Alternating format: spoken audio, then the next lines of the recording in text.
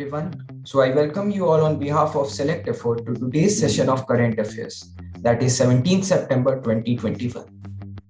So you might just be preparing for so many exams like Bank PO, RRB, SSC, CHSL, Railways, PCS, etc. If you want to connect to us, you can mail us at selecteffort@gmail.com. Or if you want to conversate with us, you can use the Telegram link given in the description box below. So without wasting any further time, let's get started.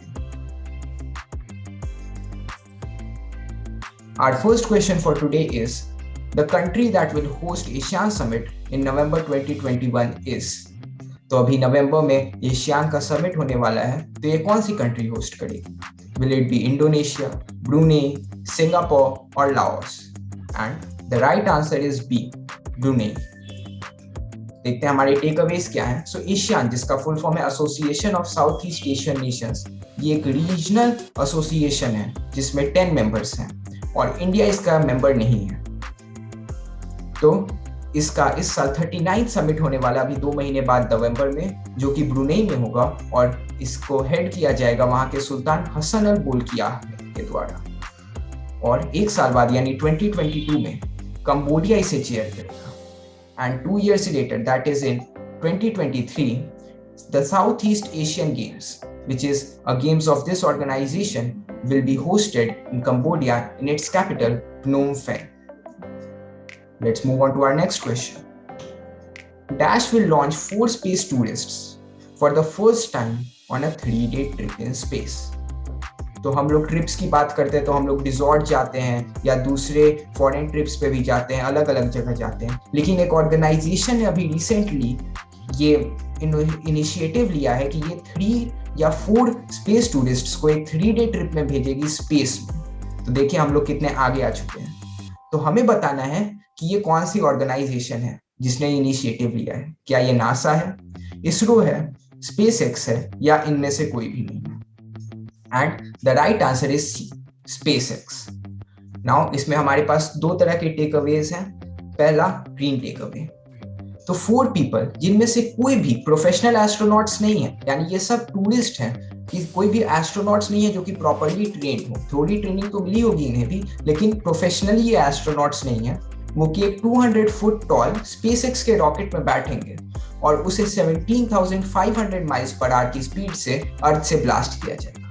इस mission का नाम inspiration 4 रखा गया है, जो कि पहला orbital mission होगा स्पेस फ्लाइट की हिस्ट्री में, जो कि पूरी तरह से टूरिस्ट्स के द्वारा स्टाफ किया जाएगा, जो जिनमें से कोई भी एस्ट्रोनॉट्स नहीं. हमारे पास एक और टेकअवे है, that is the purple takeaway. तो देखते हैं उसमें क्या आ रहा है. And in the purple takeaway, the 3-डे journey will see the quartet free flying through the Earth's orbit. यानी ये जो 4 लोग हैं, ये लोग इन 3-डे जर्नी में अर्थ के ऑर्बिट के अराउंड मूव करेंगे और एवरी 90 मिनट यानी हर 90 मिनट्स पे ये लोग अर्थ के चारों ओर घूमेंगे और उसके पैनोरामिक व्यूज लेंगे. कुछ और इंटरेस्टिंग बात ये है कि इन चारों लोगों को जीरो ग्रेविटी फ्रेंडली टॉयलेट, जो कि वहां के लिए सूटेबल होता है, उसे शेयर करना पड़ेगा, जो कि कैप्सूल के टॉप में लोकेटेड होगा. और इसमें शावरिंग अवेलेबल नहीं है और क्रू के सारे मेंबर्स को उसी सीट में सोना भी पड़ेगा जिसमें वो लोग लॉन्च के दौरान बैठेंगे. तो थोड़ी मुश्किलें तो होंगी, लेकिन ये तो स्पेस में जा रहे हैं, इससे बड़ी बात क्या है. Next question. So who among these Indians is not in the time magazines 100 most influential people of 2021? तो टाइम मैगजीन एक मैगजीन है जो कि हर साल 100 मोस्ट इन्फ्लुएंशियल पीपल की एक लिस्ट निकालती है, जो कि काफी इंपॉर्टेंट होती है एग्जाम पॉइंट ऑफ व्यू से. अभी रिसेंटली इसने अपनी इस साल की 2021 की लिस्ट निकाली है और उसमें 3 इंडियंस आए हैं. तो फोटो देख के तो आप पहचान ही गए होंगे इन्हें. और इनमें से क्वेश्चन ये है कि इनमें से कौन नहीं है उस लिस्ट में. तो मोदी जी नहीं है उसमें, या ममता बनर्जी, अदार पूनावाला और Ratan Tata. And the right answer is D, Ratan Tata. So the 3 Indians in that list is PM Modi, Mamata Banerjee and Adar Poonawalla. कुछ और बड़े वर्ल्ड सेलिब्रिटीज भी उस लिस्ट में हैं, जैसे American president and vice president Kamala Harris, Chinese president Jinping, Duke and Duchess of Sussex that is Prince Harry and Meghan, former US president Donald Trump और एक बहुत ही इंटरेस्टिंग नेम इसमें और आया है, जो कि है को फाउंडर ऑफ तालिबान मुल्ला अब्दुल घानी बरादर, जो कि अभी हाल में, क्योंकि तालिबान ने अफगानिस्तान पे टेक ओवर किया, उसमें काफी न्यूज में रहे हैं। चलिए अपने नेक्स्ट क्वेश्चन पे हम चलते हैं। And the next question is the United Nations international day for preservation of ozone layer is celebrated on. तो अभी हाल ही में इसे सेलिब्रेट किया गया है। इससे आपको एक आइडिया भी लग गया होगा डेट्स का, क्योंकि वो काफी फार अपार्ट दिए गए हैं। तो आप आंसर देख ही लिए होंगे। चलिए हम लोग देखते हैं क्या इसका राइट आंसर है। क्या ये 7 अप्रैल है, 16 सितंबर है, 21 जून है या 22 March? And the right answer is 16 September, B. ये कल ही सेलिब्रेट किया गया है। और इसके अलावा और भी काफी सारे इंपॉर्टेंट डेज होते हैं जिन्हें हमें एग्जाम पॉइंट ऑफ व्यू से याद करना चाहिए, और यही है हमारे ग्रीन टेक अवे में। उससे पहले हम लोग देख लेते हैं कि ओजोन लेयर लोकेटेड कहाँ है। तो ये आप देख सकते हैं यहाँ पे, अगर आप लोग देख पाए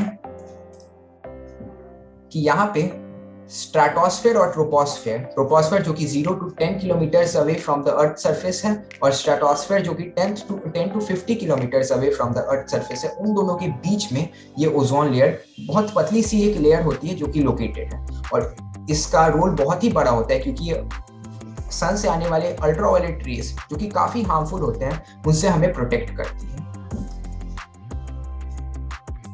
तो हम लोग देखते हैं हमारे ग्रीन टेक अवे में क्या है।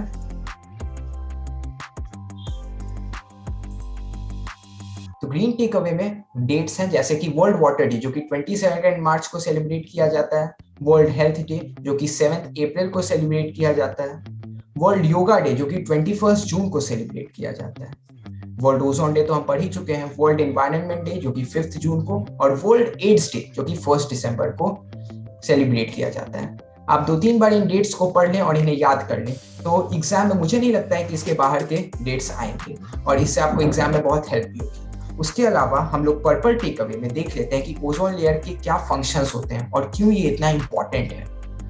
तो ओजोन लेयर, जैसा कि मैंने आपको बताया, सन की अल्ट्रावायलेट रेडिएशन के बहुत सारे पार्ट को अब्सॉर्ब कर लेता है, और अगर ओजोन लेयर नहीं होगा तो ये जो अल्ट्रावायलेट रेडिएशन है, जिन्हें यूवी रेडिएशन भी कहा जाता है, वो बहुत सारे लिविंग सेल्स में म्यूटेशन कॉज कर सकते हैं।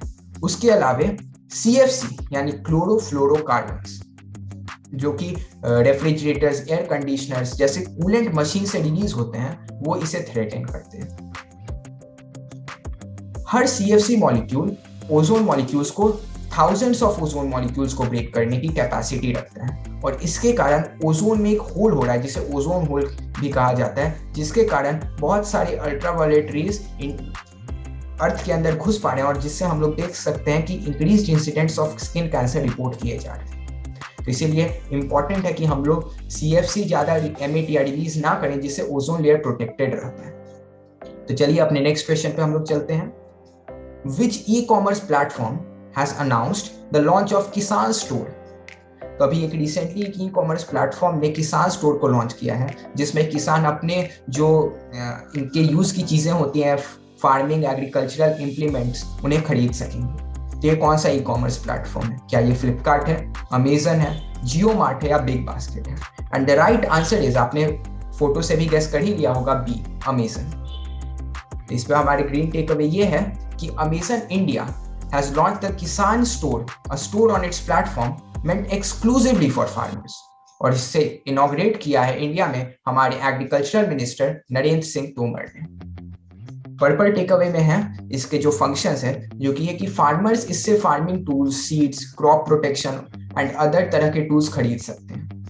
इसका मेन एम है एग्रीकल्चर के इनपुट्स को हर तरह के बायर्स को अवेलेबल कराना कॉम्पिटिटिव प्राइसेस पे, और इसमें एक एडेड कन्वीनियंस ये है कि इसकी डिलीवरी उनके डोर स्टेप्स पे होगी, यानी उन्हें जाना नहीं पड़ेगा ये सब चीजें खरीदने के लिए, ये उनके पास खुद ही खुद पहुंच जाएंगी जब ये उसे ऑर्डर करेंगे। तो चलिए अपने नेक्स्ट क्वेश्चन पे हम लोग चलते हैं। Rajiv Gandhi national park, which has been renamed as Orang National Park, is located in which Indian state? तो अभी recently Rajiv Gandhi national park, जो कि इंडिया में एक नेशनल पार्क है, उसे उड़ान नेशनल पार्क के नाम से रीनेम कर दिया गया है। तो हमें बताना है कि ये किस स्टेट में है। क्या ये आंध्र प्रदेश में है, कर्नाटका में है, असम में या उत्तराखंड में? And the right answer is C, Assam. Takeaway है कि असम में इसे रीनेम किया गया है और ये ब्रह्मपुत्र रिवर जो कि असम का एक मेन रिवर है उसके बैंक पे लोकेटेड है। Let's move on to the next question. तो among the following fuels of energy which is the most environment friendly, यानी अब ये जो फ्यूल्स आपके स्क्रीन पे मेंशन्ड है उनमें से कौन सबसे ज्यादा एनवायरनमेंट फ्रेंडली है? क्या ये इथेनॉल है, बायोगैस है, सीएनजी है या हाइड्रोजन है? फोटो से तो आप गेस कर ही लिए होंगे क्योंकि उसमें साफ तरीके से दिया हुआ है। And the right answer is D, hydrogen. इसका केमिकल नेम H2 भी है।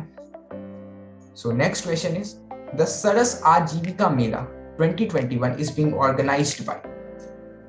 तो अभी ऑर्गेनाइज किया जाने वाला एक सरस आजीविका मेला 2021 ये किस मिनिस्ट्री के द्वारा ऑर्गेनाइज किया जा रहा है? क्या ये मिनिस्ट्री ऑफ माइनॉरिटी अफेयर्स है और ministry of science and technology, ministry of skill development और ministry of rural development? And the right answer is D, ministry of rural development. इसमें हमारे टेकअवेज ये हैं कि अभी ये नोएडा हाट जो कि एनसीआर के रीजन नोएडा में लोकेटेड है, वहां पे ये सरस आजीविका मेला 2021 लॉन्च किया जा रहा है मिनिस्ट्री ऑफ रूरल डेवलपमेंट के द्वारा। और ये मिनिस्ट्री इस बात पे भी वर्क कर रही है ताकि more and more women can be included in SHGs यानी सेल्फ हेल्प ग्रुप्स।